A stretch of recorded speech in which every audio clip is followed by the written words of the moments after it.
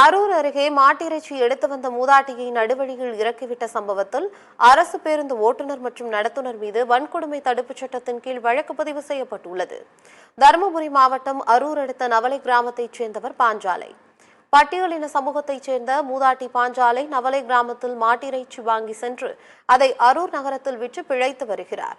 அந்த வகையில் மாட்டிறைச்சி வாங்கிக் கொண்டு அரசு பேருந்தில் பயணம் செய்துள்ளார்.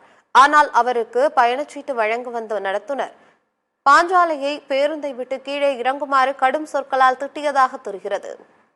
வனப்பகுதியில் பேருந்தை நிறுத்திய ஓட்டுநர் சசிகுமார் கடும் வெயில் என்று பாராமலும் பாஞ்சாலையை அங்கு இறக்கிவிட்டு உள்ளார். இது தொடர்பான தகவல் சமூக வலைதளங்களில் பரவிய நிலையில் தற்போது நடவடிக்கை எடுக்கப்பட்டுள்ளது.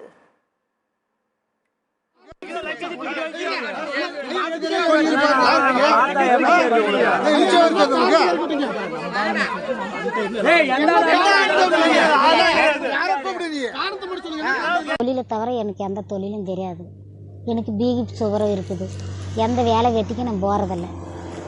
30 வருஷம் இந்த தொழிலை செஞ்சுன்னு இருந்து இவங்க எப்பயுமே 6 மாதம் என்னை கண்ட்ரோல் பண்ணினே இருந்தான். நேற்றுன்ற பேட்டுக்கு அங்கேருந்து வந்து இப்போ நடுக்காட்டில் ஏங்க இறக்கி விடுறீங்களா நியாயமா? ஏம்மா என்ன நியாயத்தை என்ன கேட்குற? நீ நியாயம் கேட்கக்கூடாது. நீ மாட்டுக்கறி வச்சுன்னுக்கிற இல்லை நீ இறக்கு அப்படின்றாரு. காலையிலலாம் விட்றேன் 30 ரூபா கொடுக்குறேன். டீப்பனுக்கு 15 ரூபாய், எனக்கு 15 ரூபாய். அதெல்லாம் முடியாது, நீ இறங்கம்மா, இறங்கி தான் ஆகணும், என்ன பண்ணி இது பண்ணிக்க அப்படின்னாரு.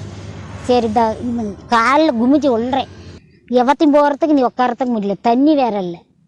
அப்படியே ஒரு தீராய் போய் உக்காண்டிருந்தேன்.